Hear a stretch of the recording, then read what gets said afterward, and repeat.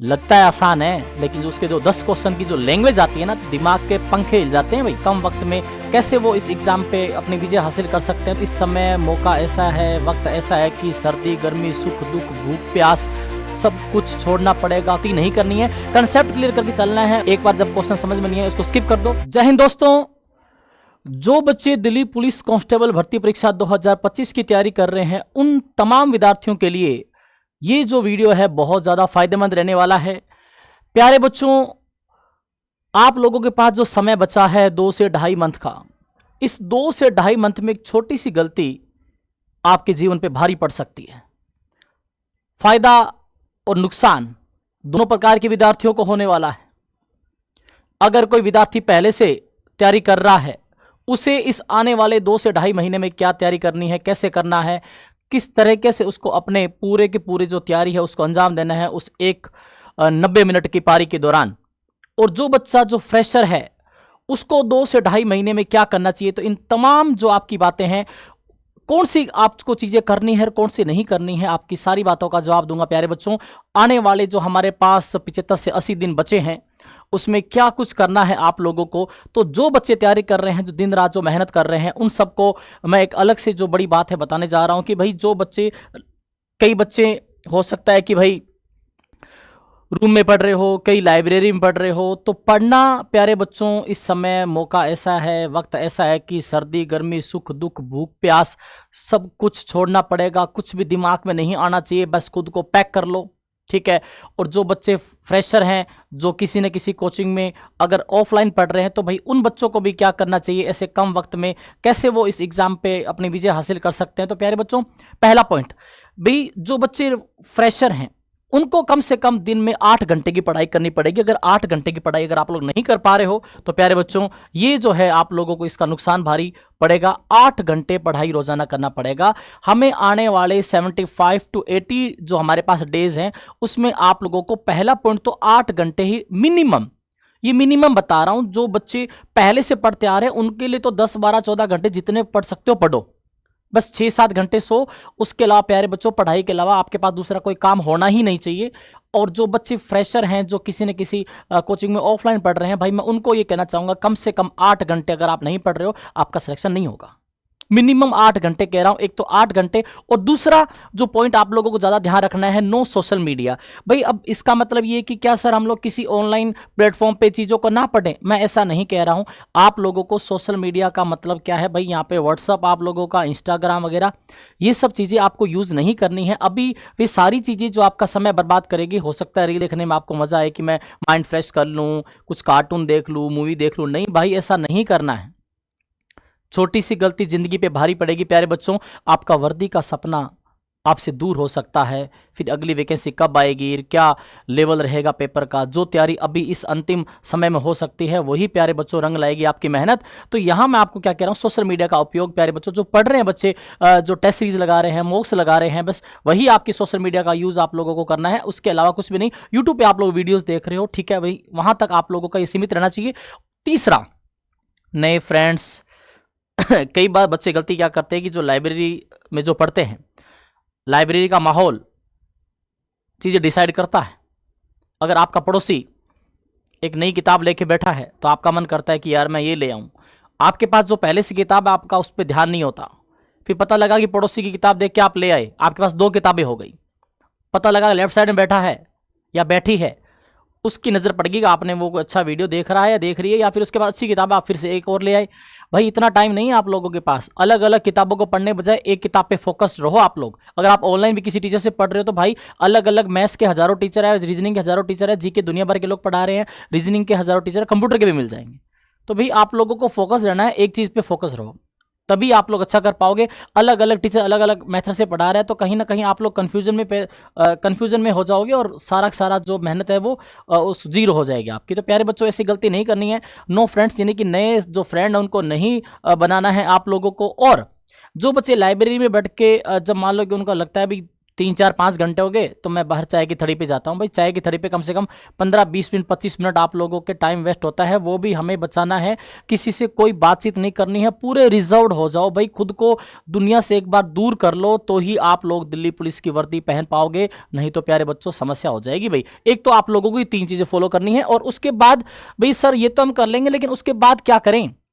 जो बच्चे पहले से तैयारी कर रहे हैं ना, जिनका 2023 वाले वैकेंसी में नहीं हुआ, अब उनको वो अंतिम समय में गलती नहीं करनी है। अब उनको लगता है कि उनका मैथ्स जो है भाई हमें प्रैक्टिस करना है, तो जो पहले से तैयारी कर रहे हैं उन लोगों को तो डेली 2 से 3 पेपर देने हैं, और 2 से 3 पेपर देने ही नहीं है भाई, उनका डिटेल एनालिसिस निकालना है। जो पहले से तैयारी कर चुके हैं उन बच्चों को कह रहा हूं, जो फ्रेशर है उस बच्चे को भाई मैथमेटिक्स में थोड़ा कैसे ध्यान रखना पड़ेगा आप लोगों को। मैथ्स के जो आपके 15 जो क्वेश्चन आने वाले हैं ना भाई, ठीक है, 15 क्वेश्चन में कैलकुलेशन पे ज़्यादा ध्यान पड़ेगा, और कैलकुलेशन के लिए आपको स्क्वायर कम से कम 1 से लेके 100 तक अच्छी करनी है, और क्यूब की बात करूँ तो आप 1 से 50 तक कर लोगे तो भी आपका काम चल जाएगा। और टेबल्स भाई, टेबल्स क्या आपके दिमाग को जैसे रीजनिंग मजबूत करती है, वैसे टेबल्स का भी अपने आप में बहुत बड़ा योगदान रहता है। कम से कम 1 से 50 तक तो ये भी कर लेना भाई, याद होनी चाहिए भाई बच्चों। सिंप्लीफिकेशन हो गया, और बहुत सारे ऐसे टॉपिक रहते हैं जहाँ पे आपकी कैलकुलेशन बहुत ज़्यादा काम आएगी। परसेंट का टॉपिक हो, रेशो प्रोपोर्शन का टॉपिक हो, यहाँ पे बहुत सारे ऐसे, चाहे CI SI हो, इन सब टॉपिक्स में आप लोगों को ये चीज़ें काम आएगी जब आपकी कैलकुलेशन मजबूत है। और प्यारे बच्चों, कंसेप्ट क्लियर करके चलना है। जैसे आप लोगों को किसी टीचर ने पढ़ाया, ऑनलाइन पढ़ाया, ऑफलाइन पढ़ा है, आपने कोई क्वेश्चन देख लिया, अब आपको लगता है कि क्वेश्चन का पैटर्न अलग है भाई, ये एक फर्स्ट टाइप है, सेकेंड टाइप है, एक टाइप के आपने 10-15 क्वेश्चन निकाल दिए, ठीक है, तो कंसेप्ट क्लियर होना चाहिए कि करना कैसे है। अगर ये अप्रोच आ गई कि क्वेश्चन को करना कैसे है, तो आधी बात तो सब्जेक्ट के अंदर वहीं जीत गए आप लोग। फिर वहां पे भी डेटा अलग आएगा, क्वेश्चन सेम आता नहीं है। तो मैथ्स का ये रूल है भाई, आ रही है तो नंबर पूरे दिलाएगी, तो वहां आप लोगों को ये चीज जरूर करनी है भाई, गलती नहीं करनी है, कंसेप्ट क्लियर करके चलना है, और जो स्पीड है उस पर ध्यान दीजिएगा। हालांकि SSC ने भले वेंडर चेंज किया हो, लेकिन SSC ने यहाँ पे टाइमर नहीं लगाया है। तो CPO के एग्जाम के लिए टाइमर लगाया, लेकिन दिल्ली पुलिस में टाइमर नहीं है। अलग अलग जो चारों आपके सब्जेक्ट है उसमें आपको अलग अलग सेगमेंट में टाइमर नहीं लगा मिलेगा। 90 मिनट का टाइम है, 100 क्वेश्चन है, और भरपूर टाइम है। तो लेकिन स्पीड के लिए मैं इसलिए कह रहा हूं कि नया जो बच्चा है ना, वो बहुत ढीला रहता है, इसलिए उसके लिए ये चीज़ें बहुत ज़रूरी है। और रेगुलर जो मॉक एंड प्रैक्टिस है भाई, डेली में ना बोले मिनिमम दिन के कम से कम 3 पेपर लगाओ, मिनिमम 3 पेपर, और उनका जब डिटेल आप लोग एनालिसिस करेंगे तो आप लोगों का आधा काम तो चुटकियों में हो जाएगा भाई। दिन के 3 पेपर का मतलब समझते हो आप लोग? दिन के 100 question plus 100 question plus 100 question, 300 question, और 300 क्वेश्चनों में जब डिटेल एनालिसिस करोगे, अलग अलग पोस्टमार्टम मेथड को अपनाओगे, तो प्यारे बच्चों दिन के कम से कम आप लोग डबल 600 क्वेश्चन कर जाओगे। अगर एक क्वेश्चन से 2 क्वेश्चन भी अगर आपके सामने आ रहे हैं भाई, कंप्यूटर के अंदर तो 10 क्वेश्चन में से आप लोग एक क्वेश्चन से 4 क्वेश्चन बना सकते हो, 40 बन गए। और जीके के आप लोगों के जो 50 क्वेश्चन है, 1 से 4 ऑप्शन बन रहे हैं, तो 200 वहां से बन गए, 25 रीजनिंग के बन गए। तो अगर ओवरऑल अगर आप एवरेज निकालोगे, दिन के 600 क्वेश्चन हो जाएंगे। आने वाले 80 दिन में भाई कितने हो जाएंगे? 8 से 4800, 5000 क्वेश्चन आप लोग तब तक एनालिसिस कर चुके होंगे। तो प्यारे बच्चों, उस मेथड से चलना है आप लोगों को, तो ये बहुत जरूरी है। दिन के 4 या 3 जितने उसके उतने प्रैक्टिस आप लोगों को करनी है। आप लोग ऑनलाइन जो टेस्ट सीरीज आप लोगों ने चाहे किसी की भी ले रखी हो भाई, पेपर देना बहुत जरूरी है। पेपर आपको आपकी औकात बताएगा, जो बच्चे पहले से पढ़ रहे हैं, और जो नया बच्चा है उसको शुरुआत में क्या करना है वो भी मैं आपको बता रहा हूं कि भी मैथ्स को कैसे लेना है। और जो रीजनिंग है, रीजनिंग का एक एक टॉपिक आप लोगों को कवर करना पड़ेगा, क्योंकि रीजनिंग पूरे मार्क्स दिलाएगी। जिस बच्चे को जीके में कहीं ना कहीं डर रहेगा कि यार मैं 50 में से 30 प्लस कैसे कर पाऊंगा, तो वो वहां पे मैथ्स और रीजनिंग कवर करवाती है। मैथ्स अगर आ रही है तो नंबर पूरे दिलाएगी, नहीं तो कोई चांस नहीं है। नेगेटिव मार्किंग से बचें, पर्सन छोड़ना भी अपने आप में कला होती है, ठीक है। और दूसरा रीजनिंग, भाई रीजनिंग में क्या है, बच्चों के दिमाग में ये है कि सर वेंडर चेंज हो गया, TCS से एजुक्यूटी के पास आ गया। तो एजुक्यूटी ने भाई अभी तक 3 पेपर कराए हैं, फेज जो सिलेक्शन वाला 13 वाला, CPO वाला और CGL वाला, 3 पेपर कराए। तीनों में इन्होंने रीजनिंग में इनपुट आउटपुट का और जो 2-3 टॉपिक्स और उन्होंने ऐड किए हैं, मतलब जो क्वेश्चन ज़्यादा पूछे हैं। तो आप लोगों को जब वेंडर का जो दिमाग है वो यहीं से पकड़ लो, 3 पेपरों का एनालिसिस कर लेना, रीजनिंग वाला वैसे ही पढ़ के जाना है, ठीक है भाई। क्योंकि वेंडर चेंज हुआ है तो वो क्या उसका माइंड सेट है ये आप लोगों को करना है, ठीक है। अब यहाँ पे प्रैक्टिस तो करनी पड़ेगी, ऑल टॉपिक्स कवर करने हैं, एक एक टॉपिक आप लोगों को आना चाहिए भाई। रीजनिंग में बच्चा कहां फंस सकता है, नंबर सीरीज वाले जो क्वेश्चन है ना, वहां कभी कभार नंबर सीरीज इतनी हार्ड आ जाती है कि बच्चा उसको लेके बैठ रहता है। हमें लेके नहीं बैठना है, एक बार जब क्वेश्चन समझ में नहीं है उसको स्किप कर दो। पर्सन छोड़ना भी अपने आप में कला है, पर्सन छोड़ दिया आप लोगों ने, आप अगले पे आ गए, ठीक है। तो यहां से आप लोगों को फिर जब आपने जो क्वेश्चन छोड़ा आप वापस उस पर जाओ, तब आपके दिमाग में आइडिया क्लिक कर जाएगा। वरना आप लोग जानते हो प्यारे बच्चों, क्वेश्चन क्लिक कर गया तो विद इन 15 से 20 सेकंड में क्लिक कर जाएगा, नहीं तो वो नहीं हो पाता। नंबर सीरीज वाले क्वेश्चन ऐसे होते हैं, ठीक है। और गलती ना करें, स्टेटमेंट वाले क्वेश्चन भी आ रहे हैं, ठीक है।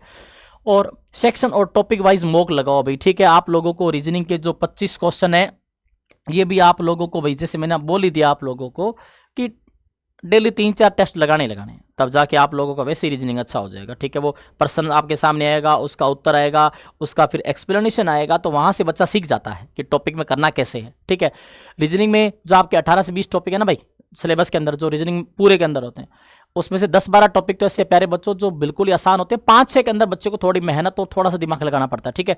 और उसके अलावा कंप्लीट जो मॉक है डेली, वो तो मैंने आपको बोल ही दिया। मिनिमम भाई मिनिमम 3 से 4 पेपर देने पड़ेंगे। अब 3 से 4 पेपर वो बच्चा कहाँ से देगा भाई जो वर्तमान में किसी न किसी ऑफलाइन कोचिंग के अंदर पढ़ रहा है। तो उसको क्या करना है, उसको 4 घंटे ही कोचिंग में जाना होगा भाई, क्योंकि 4 सब्जेक्ट अगर कोई कोचिंग वाला पढ़ा रहा है तो आधा घंटा आने में, या कई जो ट्रैवल करते हैं 1-1 घंटा आने जाने में, तो भाई आने जाने वाले में जो समय बर्बाद हो रहा है उसमें भी मैं तो कह रहा हूँ, अगर आप बाइक पे आ रहे हो किसी के साथ हो तो पीछे बैठे किताब लेके बैठे रहो, बस में आ रहे हो तो किताब लेके बैठे रहो, जीके पढ़ते रहो। जीके तो पढ़ सकते हो ना ट्रैवलिंग के दौरान। टाइम बचाना है, टाइम बचाना है, ठीक है भाई। और उसके अलावा जितना उसके प्यारे बच्चों दम खम लगा दो, यही 2 से ढाई महीने हैं। ये 2 से ढाई महीने की मेहनत आने वाले जिंदगी के आने वाले 40 साल आप लोग इंजॉय करोगे भी, ठीक है। आंधी आए चाहे तूफान आए, महीने वाले दिन सरकारी जो मैसेज होता है खजाने से, भारतीय सरकार के जो संचित निधि है, जो सरकारी खजाना है, वहाँ से मैसेज आएगा, your account has been credited XXX, last के 2-4-5 नंबर, इतनी सैलरी। मज़ा आ जाएगा ना भाई। उस मैसेज को पाने के लिए प्यारे बच्चों अभी मेहनत कर लो। अभी आपके साथ जो तैयारी है ना, आप अकेले नहीं कर रहे हो, आपके माँ बाप भी तैयारी कर रहे हैं आपके साथ, आपकी भाई बहन भी आपकी तरफ एक उम्मीद की किरण से देख रहे हैं कि भाई ये कुछ करेगा, ये करेगी, ठीक है। तो यहाँ आप लोगों की चीज़ करना है। और प्यारे बच्चों इसके अलावा जीके में क्या करें भाई, जीके में देखो साइंस की बात करें तो आपके 3 पार्ट मिलेंगे, बायो है, फिजिक्स है और केमिस्ट्री है, ठीक है। बट अभी जो वेंडर चेंज हुआ TCS से एजुक्यूटिव के पास आया, तो इसने क्या किया, इसने प्यारे बच्चों एजुक्यूटिव मैंने आपको बताया 3 एग्जाम कराए हैं। एक तो CGL वाला करवाया है, एक फेज 13 करवाया है, ठीक है, और फेज 13, और उसके अलावा प्यारे बच्चों एक आपका स्टेनो वाला कराया है, ठीक है। इन 3 एग्जाम में इसने क्या किया कि पॉलिटी से भाई इन्होंने जो अभी तक जो सर्वे के हिसाब से बता रहा हूं, पॉलिटी से ये 5 से 6 क्वेश्चन एवरेज पूछ रहे हैं, जियोग्राफी से 3 से 4 पूछ रहे हैं, ठीक है। साइंस और सबसे ज्यादा जो है स्टैटिक जीके से पूछ रहे हैं, 10 से 11 जो इन्होंने शिफ्ट में जो रेशियो रखा है 10 से 11। और जो करंट अफेयर है, लास्ट 1 साल का करंट अफेयर की बात कर रहा हूं, कम से कम 1 साल का करंट अफेयर से भी ये कम से कम 7-8 क्वेश्चन बनाएंगे भाई। 7-8 क्वेश्चन एजुकेटिव बनाने वाली है आपके 50 क्वेश्चनों में से।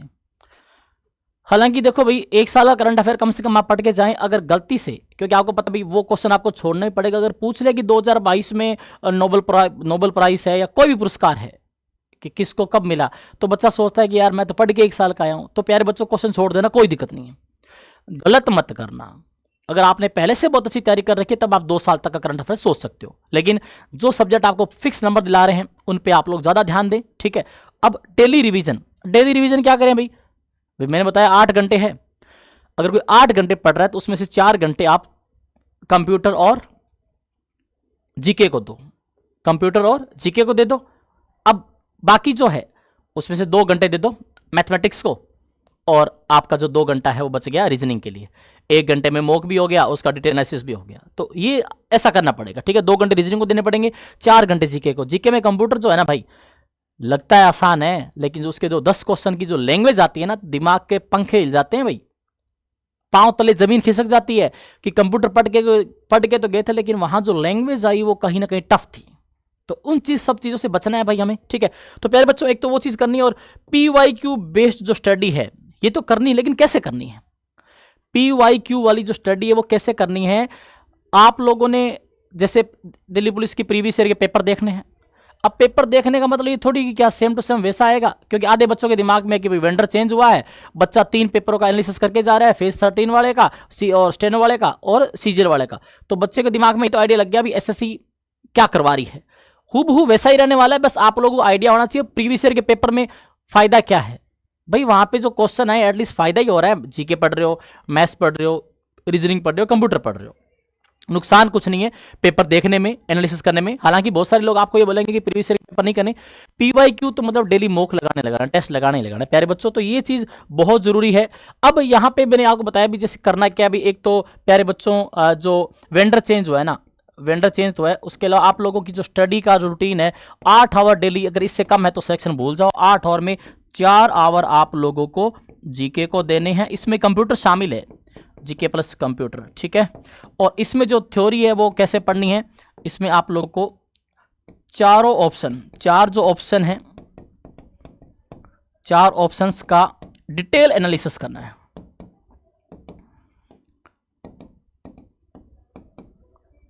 डिटेल एनालिसिस जीके में एक क्वेश्चन के 4 ऑप्शन मिलेंगे, चारों का डिटेल एनालिसिस जिसको पोस्टमार्टम मेथड कहा जाता है, ये करना है।